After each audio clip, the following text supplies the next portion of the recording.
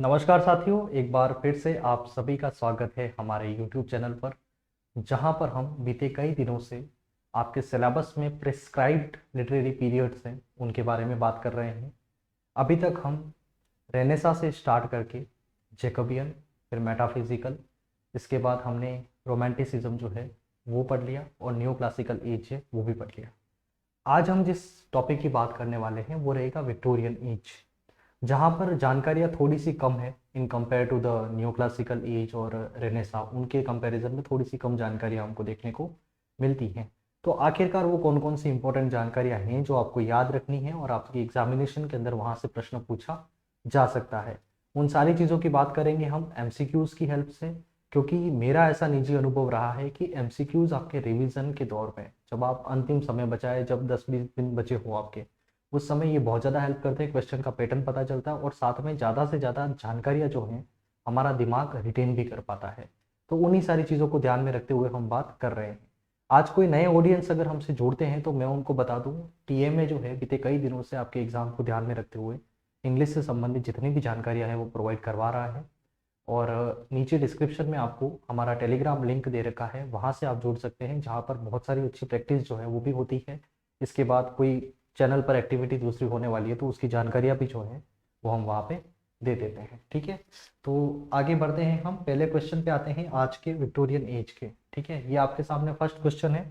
I think fonts clear हैं आपके लिए। ठीक है, थोड़े से छोटे हो रहे हैं but they are easily legible. ठीक है, चलिए बात कर रहे हैं हम विक्टोरियन एज की। यहाँ पे कुछ फीचर्स दे रखे हैं। देखिए, एक बात बता दूं मैं आपको, जितने फीचर्स हमने रोमांटिसिज्म में देखे हैं, न्यू क्लासिसिज्म में देखे हैं, उतने फीचर्स यहाँ पे नहीं है। जो कुछ इंपॉर्टेंट चीज़ें बता रखी हैं इनको पढ़ना है और पूरी संभावना है कि यहाँ पे फीचर से प्रश्न ना पूछा जाए। यहाँ पर प्रश्न पूछा जाएगा राइटर से और उनकी रचनाओं से। ठीक है, देखिए पहला क्वेश्चन हम देखते हैं, विच of the following were features of Victorian as. यहाँ पे कुछ फीचर्स बता रखे हैं। ठीक है, ये फीचर्स कौन सी एज के हमको बताने हैं, विक्टोरियन एज के फीचर्स जो है वो इनमें से कौन से थे। Answer using the code below, और यहाँ पे हमको निकालना है कि इनमें से करेक्ट स्टेटमेंट कौन कौन से हैं। तो पढ़ते हैं, इसके बाद ही हमें पता चलेगा। जनरली एवरीडे पीपल्स लाइफ वर डेपिक्टेड, बिल्कुल ठीक बात है। आपको ये बात ध्यान रखनी है, जो विक्टोरियन एरा का लिटरेचर था वहाँ पर जो आम लोगों की जो जिंदगियाँ थी और जो प्रोटेगनिस्ट होते थे, मुख्य पात्र जो होते थे, वो भी किसी आम इंसान को ही लिया जाता था। ठीक है, तो मतलब कॉमन लाइफ जो है उसका पोर्ट्रेयल इस पर्टिकुलर एरा के अंदर हुआ है, तो ये बात ठीक है। Moral lesson was a common trait observe. ठीक है, ये ध्यान रखना आप। मतलब ये होता था कि जो भी रचनाएं हैं, जैसे हम बोलते हैं ना छोटी कहानियां, शॉर्ट स्टोरी जो होती है, वहां पर लास्ट में एक मोरल निकलता है। तो इनकी रचनाओं के अंदर भी मोटा मोटी तौर पे देखा गया है कि हर इस कहानी या फिर हर नॉवल के पीछे आपको एक ना एक मॉरल जो है वो निकल कर आएगा। तो ये बात भी ठीक है। हम बात करते हैं थर्ड पॉइंट की। It started in 1837 and lasted up to 1901। ठीक बात है। देखो यहाँ पे क्या है, दो पॉइंट्स निकल के आते हैं। कुछ लोग मानते हैं कि इसकी शुरुआत जो है वो 1832 से हो गई थी। ठीक है, जब रिफॉर्मेशन बिल पास हुआ था तब से। और कुछ लोग ये भी मानते हैं कि जिस समय क्वीन विक्टोरिया शासन करने लगी तो उस समय वहां की राजगद्दी पर क्वीन विक्टोरिया जो है वो 1837 के ऊपर बैठी थी, तो उस समय से इसको माना जाता है। तो 1837 और 1901 ये भी ठीक बात है, और 1832 भी अगर आ जाता है तो वो बात भी ठीक है। हमने लास्ट क्लास के अंदर भी इसके बारे में बात करी थी। ठीक है, अच्छा थोड़ा सा लिंक करने के लिए आप ये समझ लें कि ये वही समय है जब हमारे यहाँ पे 1857 की क्रांति घटित हुई थी, और उस समय वहां पे महारानी जो है वो विक्टोरिया बैठी थी। हम उस समय के लिटरेचर की बात कर रहे हैं, जब हमारे यहाँ पे 1857 की क्रांति जैसी घटनाएं घट रही थी तो वहां इंग्लैंड के अंदर साहित्य के क्षेत्र में क्या क्या प्रगति हो रही थी, हम उन चीजों की बात कर रहे हैं। ठीक है, some salient features of Victorian age, ये सारे आप याद रखें। वैसे पूरी संभावना है यहाँ से प्रश्न ना बने, लेकिन फिर भी आप ये नहीं कहो कि सर हमको बताया नहीं। ठीक है, यहाँ पे द एज ऑफ इंडिविजुअलिटी जो है, जो हम रोमांटिसिज्म में जो देख रहे थे वो बात यहाँ पर भी देखते हैं हम। इसके बाद है the age of prose and novels, ये बात ध्यान रखें। वैसे रोमांटिसिज्म का जो टाइम निकला था हमारे, वहां पे सबसे पिक पर था पोएट्री। पोएट्री खूब सारी मात्रा में लिखी गई थी, हमने बड़े बड़े पोएट्स वहां पे देखे थे। पोएट्स यहाँ पर भी हैं, लेकिन इस पर्टिकुलर एरा के पोएट्री से ज्यादा इंपॉर्टेंट अगर कोई फीचर हमको देखने को मिलता है तो वो है नॉवेल्स, क्योंकि बहुत बड़े बड़े नॉवेलिस्ट यहाँ पर आए थे। द मोरल नोट, ठीक बात है, मैंने अभी बात करी कि मोरल बताया जाता था। Conflict between religion and science, क्योंकि साइंस अपने अच्छे स्तर के ऊपर आ चुकी थी, और आप ये बात ध्यान रखना कि साइंस लॉजिक की बात करता है और रिलीजन फेथ की बात करता है, और लॉजिक और फेथ एक दूसरे के विपरीत जाते हैं। तो यहाँ वही बात है कि भाई रिलीजन और साइंस के बीच में थोड़ा सा कंफ्लिक्ट जो है वो हमने वहां पे देखा विक्टोरियन एरा में। और नॉट ऑफ रिवोल्ट, ये बात भी ठीक है, रिवोल्ट भी था कुछ हद तक। इसके बाद इन्फ्लुएंस ऑफ रोमांटिसिज्म, क्योंकि वहां से ही ये आगे बढ़ के हम इस मूवमेंट के ऊपर आए थे। More importance to human beings than nature, लेकिन यहाँ पे एक परिवर्तन हुआ था। वहां पे रोमांटिसिज्म के अंदर नेचर को बहुत ज्यादा इंपॉर्टेंस दी गई थी, लेकिन यहाँ पे थोड़ा सा चेंज ये हुआ कि अब जो इंपॉर्टेंस है वो दी जाने लगी ह्यूमन बींग्स को। तो ये सारे फीचर्स आपके रोमांटिक ये विक्टोरियन एरा के हो जाते हैं, जिन्हें आपको याद रखना है। इसमें से हमें पूछा गया है कि करेक्ट कौन से हैं, तो ए, बी और सी, डी, ये चारों के चारों करेक्ट हो जाएंगे। ठीक है, ये भी करेक्ट है, ये भी करेक्ट है, ये भी करेक्ट है और ये भी करेक्ट है। ठीक है, तो ये इसका आंसर निकल जाएगा। आपको 10 सेकंड का समय देता हूं, इन सारे फीचर्स को एक बार पढ़ लीजिए, फिर हम आगे बढ़ते हैं। ठीक है, चलिए नेक्स्ट स्लाइड के ऊपर आते हैं हम। Read the following statements about Victorian literature and answer the questions using code below. ठीक है, यहाँ पे हमको लिखा Charles Dicken is known as the father of Victorian age, इसको हम विचार करेंगे। सेकेंड है Tennyson, Browning and Matthew Arnold were famous for their novels, इस पे भी विचार करेंगे हम। Dickens, George Eliot, Thackeray, George Meredith, Thomas Hardy, Bronte sisters are known for their novels, ये बात ठीक है। और ये सारे के सारे नाम आपको याद रखने हैं, एक बार आप मेरे साथ ही बोलते हुए चलिए। तो सबसे पहला नाम है चार्ल्स डिकन्स का, ये नाम बहुत इंपॉर्टेंट है। इसके बाद है जॉर्ज इलियट का, ये नाम भी याद रखें आप लोग। फिर हम बात करते हैं विलियम ठाकरे की बात, तो ये भी इंपॉर्टेंट है। फिर हम बात करते हैं जॉर्ज मेरेडिथ, इनको भी याद रखना है। इसके बाद टॉमस हार्डी जो है, ये बहुत इंपॉर्टेंट राइटर हैं और खूब सारी रचनाएं भी इनकी आपको याद में रखनी है। और ब्रोंटे सिस्टर्स, ये सारे के सारे इंपॉर्टेंट नॉवलिस्ट थे। ठीक है, इनको याद रखना है और ये विक्टोरियन एरा से बिलोंग करते हैं। मैंने आपको पहले से ही बताया किसी लिटरेरी पीरियड्स के अंदर क्या क्या चीजें पढ़नी है। तो सबसे पहला पढ़ना है वो कब से कब तक चला, दूसरी बात उसके फीचर्स क्या थे, और तीसरी बात उससे रिलेटेड राइटर्स कौन से थे, और लास्ट में आता है उनकी रचनाएं। और फिर उससे भी अगर टफ जाता है एग्जामिनर तो फिर रचनाओं में से कोई एक आध चीज पूछ ले, जो हम बिल्कुल तैयार नहीं कर सकते, क्योंकि रीजन है इतनी सारी रचनाएं हम आगे पढ़कर आए हैं, सबके बारे में अगर पढ़ने जाएंगे तो फिर ये बिल्कुल संभव नहीं हो पाएगा इतने कम समय के अंदर। तो ये बात ठीक है, और ये स्टेटमेंट जो है वो आपको याद भी रखना है। और इन सभी के नाम एक बार फिर से मेरे साथ बोलिए, इंपॉर्टेंट नॉवलिस्ट हैं ये सारे के सारे। Charles Dickens, George Elliot, William Thackeray, George Meredith, Thomas Hardy और ब्रोंटे सिस्टर्स। ब्रोंटे सिस्टर्स के अंदर 3 सिस्टर्स आती हैं। ठीक है, इनको भी यहां मैं थोड़ा सा बता देता हूं कि ब्रोंटे सिस्टर्स के अंदर कौन कौन है। ठीक है, ब्रोंटे सिस्टर्स, इनमें इंक्लूड होती है सबसे पहला तो एमिली ब्रोंटे, एमिली ब्रोंटे, इनको याद रखेंगे। इसके बाद है चार्लोट ब्रोंटे,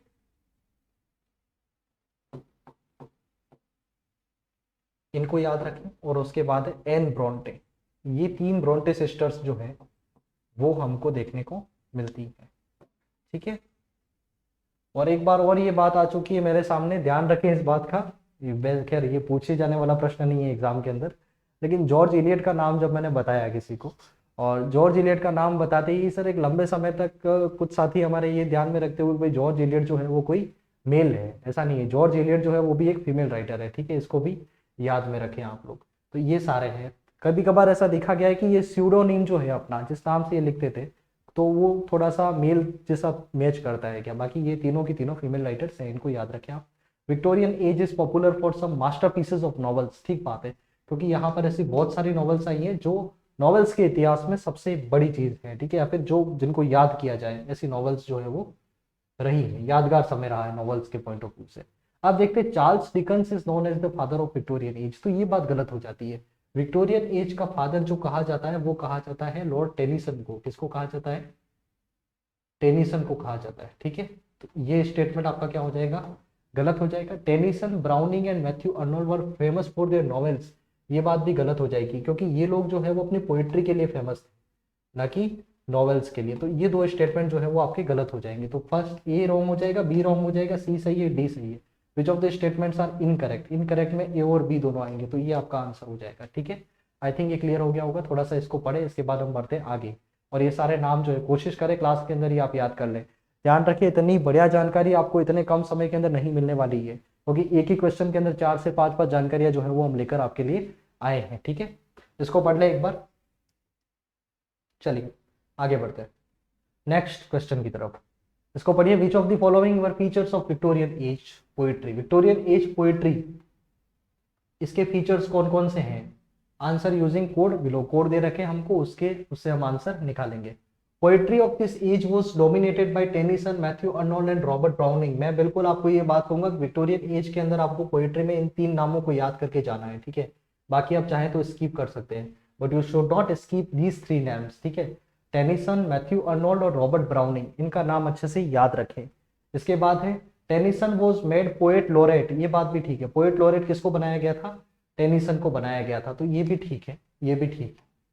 फिर हम बात करते हैं the Princess, Ulysses, Break Break Break, the Lotus Eaters, In Memoriam, Locksley Hall were सब मेजर वर्क्स ऑफ ब्राउनिंग। जी नहीं, ये बात गलत है, क्योंकि रीजन क्या हो जाएगा इसका, ये सारे के सारे वर्क्स जो हैं वो दे रखे हैं टेनिसन के।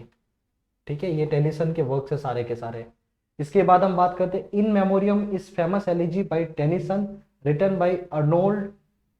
ठीक है, ये थोड़ा गलत हो गया यहाँ पे, वैसे इसको हटा दें आप लोग, थोड़ा सा पेन में बड़ा कर लेता हूँ, ये हटा लो। अब इस क्वेश्चन को पढ़े, टाइपिंग मिस्टेक है थोड़ा सा, इसको माइंड न किया जाए। चलिए, हाँ, अब लिखा है In Memoriam is a famous elegy by written by Arnold in memory of Arthur Henry Hallam. ठीक है, AHH इसको हम शॉर्ट में कहते हैं। ठीक है, AHH इनको शॉर्ट में ये भी कहा जाता है। In Memoriam is a famous elegy written by Arnold, ये यहाँ पे गलत हो जाएगा, ये अर्नोल्ड ने नहीं लिखी थी, ये लिखी थी टेनिसन ने। ठीक है, ये लिखा था टेनिसन ने, और ये बात ठीक हो जाएगी। तो अब पूछा है कि which of the following statements are correct, तो ये तो इनकरेक्ट हो गया था डी वाला। ठीक है, फिर सी वाला भी इनकरेक्ट हो गया था क्योंकि ब्राउनिंग बता दिया हमें, और ए और बी जो है वो दोनों ठीक थे। तो हमको पूछा है कि इनमें से करेक्ट कौन कौन से हैं, तो टेनिसन वो सी रॉन्ग हो गया, ये हो गया, ऑप्शन में नहीं है, है ना। तो फिर आप यहाँ पे क्या करेंगे, ए और बी लिख दीजिए इस जगह पे।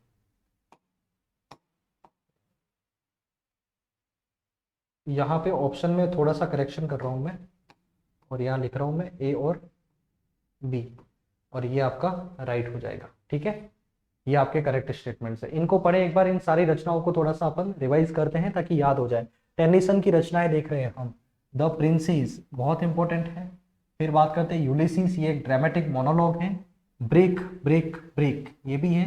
द लोटस है, द लोटस ईटर्स। ठीक है, इसके बाद है इन मेमोरियम और लॉक्सली हॉल, ये सारी की सारी रचनाएं जो है वो टेनिसन की। कोशिश कीजिए कि आप अभी इनको याद कर लें एक बार, ताकि आगे आने वाले समय में आपको और ज़्यादा इनको समय देने की आवश्यकता नहीं पड़े। और जो भी मैं आपको बता रहा हूँ बहुत कॉम्पैक्ट कंटेंट है, ब्रीफ किया हुआ कंटेंट है, जितना आपके एग्जाम पॉइंट ऑफ व्यू से इंपॉर्टेंट रहता है। ठीक है, ये सारी चीज़ें हैं, तो आपका ये आंसर जो है वो ए और बी हो जाएगा इसके अकॉर्डिंग। ठीक है, चलिए आगे बात करते हैं हम। Which of the following facts of Victorian age poetry, answer using code below. ये थोड़ा सा क्वेश्चन में which of the read the following facts of Victorian age poetry ये होना चाहिए था यहाँ पे। ठीक है, रीड द फॉलोइंग, हाँ, read the following facts of Victorian age poetry, answer using code below. इसको देखते हैं। Tennyson is called most elegiac poet of Victorian age, तो ये बात गलत हो जाएगी। सबसे ज्यादा एलिजीज लिखने में और सबसे ज्यादा एलिजिक पोएट हम किसको बोलते हैं, तो उसका आंसर हो जाएगा मैथ्यू अर्नोल्ड। मैथ्यू अर्नोल्ड इसका आंसर होगा, ना कि टेनिसन। ठीक है, इसके बाद है Matthew Arnold some famous works include Thyrsis, Dover Beach, Sohrab and Rustum. ठीक है, स्कॉलर जिप्सी और रग्बी चैपल, ये बात ठीक है, ये सारे के सारे इंपॉर्टेंट वर्क्स है मैथ्यू अर्नोल्ड के, इनको याद किया जाए। थीरसिस जो है, इसके बाद डोवर बीच है, सोहराब एंड रुस्तम है, स्कॉलर जिप्सी है और रग्बी चैपल, ये ठीक है। इसके बाद देखते हैं हम in Thyrsis Arnold mourns the death of Arthur Hughes प्लफ, ये बात ठीक है, ये सारी की सारी ये बातें आ जाती है। और इसके बाद in Rugby Chapel the poet wants the death of his father, ये बात भी ठीक है। तो ये फर्स्ट ठीक है। इसमें हमको पूछा है कि करेक्ट कौन कौन से, तो बी सी डी ये 3 करेक्ट हो जाएंगे, ठीक है। इसमें आपके पास थोड़ा सा समय है, इन रचनाओं को याद कर लिया जाए। Thyrsis, Dover Beach, Sohrab and Rustum, Scholar Gypsy और रग्बी चैपल। रग्बी चैपल किसकी डेथ पर लिखी गई थी, तो उनके फादर की डेथ के ऊपर, और थिरसिस जो है वो उनके फ्रेंड प्लफ की डेथ के ऊपर। तो ये सारी बातें जो है वो आपके लिए इंपॉर्टेंट हो जाती है, ठीक है। आगे बढ़ते हैं, बहुत कम क्वेश्चन है विक्टोरियन एज के बारे में, बहुत जल्दी इसको फिनिश करेंगे हम। Read the following statements carefully and answer the questions using below. इसमें पहला स्टेटमेंट है आपके सामने, Tennyson is the most famous for his dramatic monologue Victorian era के अंदर। तो ये गलत हो जाएगा, क्योंकि विक्टोरियन एरा के अंदर ड्रामेटिक मोनोलॉग के लिए सबसे ज्यादा फेमस अगर कोई इंसान है तो उसको हम याद रखते हैं रॉबर्ट ब्राउनिंग के नाम से। हम लोगों ने फॉर्म्स ऑफ लिटरेचर के अंदर भी इसकी बात करी थी। रॉबर्ट ब्राउनिंग जो है वो सबसे ज्यादा फेमस है अपने ड्रामेटिक मोनोलॉग के लिए। Robinson called my Last duchess a tragedy in 5 words, ठीक बात है। यहाँ पे ये जो उनकी एक रचना है, किन की बात कर रहे हैं हम लोग, रॉबर्ट ब्राउनिंग की एक रचना है माई लास्ट डचेस। ये बहुत इंपॉर्टेंट रचना है उनके बारे में, और सबसे इंपॉर्टेंट ड्रामेटिक मोनोलॉग है इंग्लिश लिटरेचर का, माई Last duchess by Robert browning. इसको रॉबिन्सन ने बोला है, तो क्या बोला है, अ ट्रेजेडी इन 5 वर्ड्स, 5 शब्दों के अंदर कही गई एक ट्रेजेडी। तो ये सारी चीजें जो है वो आपको याद रखनी है। Browning's major works include My Last Duchess, ये स्पेलिंग देख लेना, CH हो जाएगा यहाँ पे, ठीक है। ये ब्राउनिंग के वर्क्स हैं, बिल्कुल ठीक बात है। माई Last duchess, the last ride together और द ग्रामेरियन फ्यूनरल, ठीक है। ये सारे के सारे रचनाएं हैं जो आपको ब्राउनिंग के बारे में याद रखनी है। ये पहला स्टेटमेंट रॉन्ग था, दूसरा स्टेटमेंट ठीक था, तीसरा स्टेटमेंट जो वो भी ठीक है। Tennyson is sometimes called Carlyle of poetry, हाँ तो ये बात भी ठीक है। ये सारी की सारी चीजें हमारे सामने आ जाती हैं। तो अब देखना, पूछा है इनमें से करेक्ट कौन कौन से हैं, तो फिर आपके सामने आंसर हो जाएगा बी, सी और डी के बारे में। तो एक बार आपको थोड़ा सा समय देता हूं मैं, ब्राउनिंग की रचनाएं जो है वो यहीं पे याद करने की कोशिश आप लोग कीजिए, ठीक है।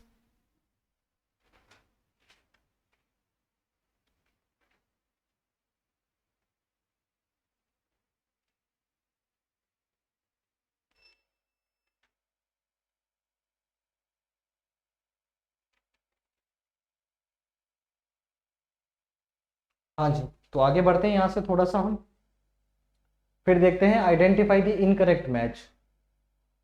अब ये हम बात अभी तक पोइट्री की बात कर रहे थे, और यहाँ से मूव करके हम लोग आ चुके हैं नॉवेल्स के ऊपर। नॉवेल्स के में क्या क्या है, कोई इंपॉर्टेंट नॉवेल अगर किसी राइटर की है तो उसको हम याद रखेंगे, और इंपॉर्टेंट नॉवेलिस्ट जो है उस एरा के अंदर हम उनको याद रखेंगे। तो इसको देखते हैं हम, आइडेंटिफाई द इनकरेक्ट मैच। सबसे पहला द पिकविक पेपर्स, बहुत इंपॉर्टेंट नॉवेल है, ठीक है। द पिकविक पेपर्स, इसको याद रखें। इसके बाद है ओलिवर ट्विस्ट, ये भी इंपॉर्टेंट नॉवेल है, डेविड कॉपरफील्ड। और ग्रेट एक्सपेक्टेशंस, निकोलस निकलबाई, ये भी है, ठीक है। और ये सारी रचनाएं जो है वो विलियम ठाकरे जी नहीं, ये सारी रचनाएं जो हैं वो चार्ल्स डिकन्स की हैं, ठीक है। तो ये स्टेटमेंट जो है अपना फर्स्ट जो है वो रॉन्ग हो जाएगा। तो यहीं पे मौका मिल जाता है हमको चार्ल्स डिकन्स की सारी इंपॉर्टेंट नॉवेल्स को याद किया जाए, the Pickwick Papers, Oliver Twist, David Copperfield, Great Expectations और निकोलस निकल बाई, ये सारी की सारी इंपॉर्टेंट नॉवेल्स हो जाएगी चार्ल्स डिकन्स की।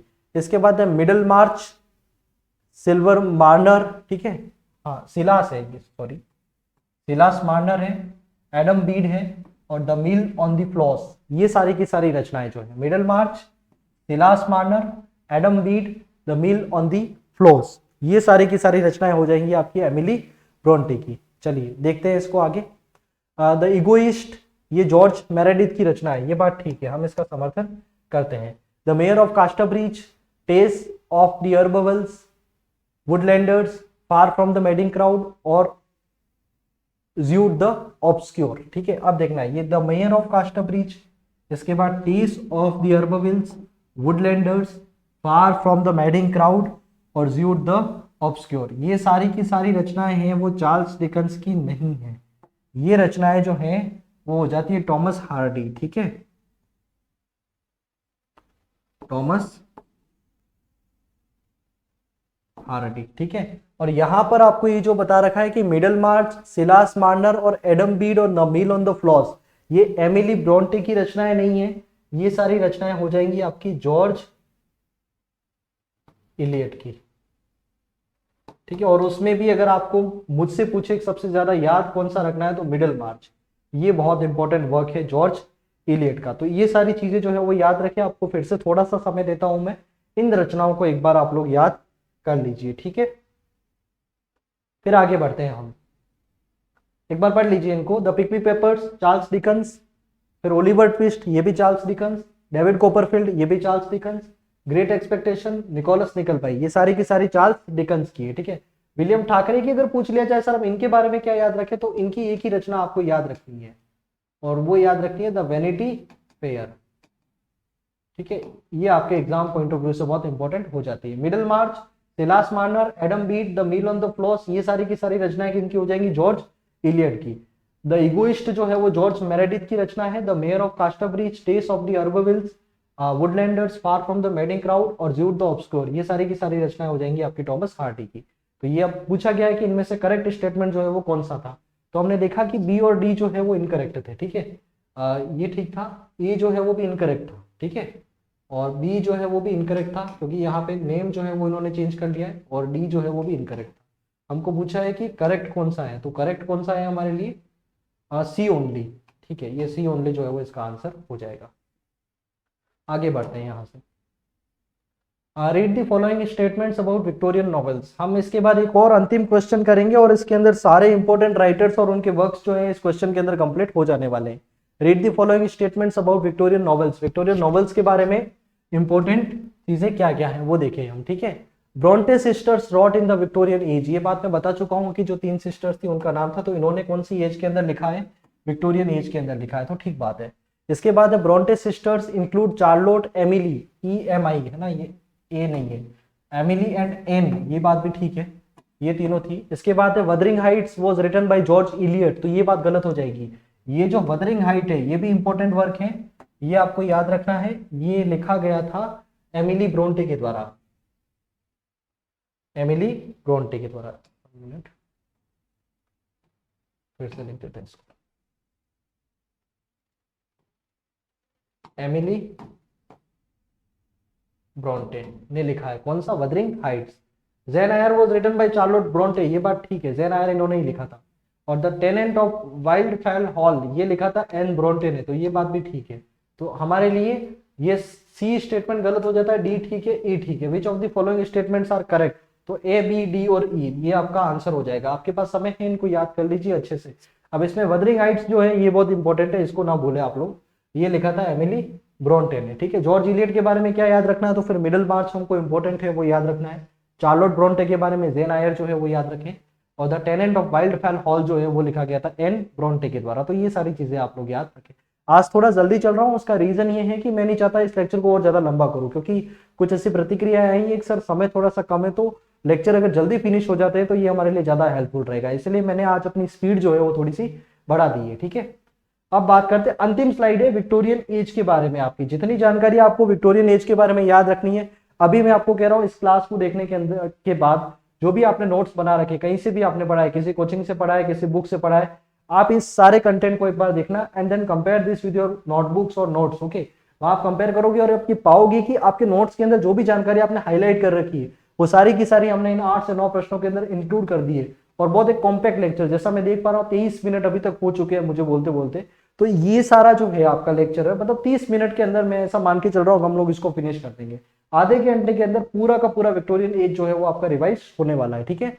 इसके बाद बात करते हैं विच of the following facts of Victorian age poetry. Read लिखता है, ठीक है, यहाँ पे दोनों ही जगह पे मिस्टेक हुई है, इनके बारे में पढ़ना है। Facts about Victorian age poetry, answer using code below, ठीक है। ये हम कर चुके हैं आई थिंक, हाँ जी ये हम कर चुके हैं, बिल्कुल बिल्कुल। तो ये क्वेश्चन हम लोग पहले ही कर चुके, क्वेश्चन नंबर 8 ही है, तो रिपीट हो रहा है ये, ठीक है।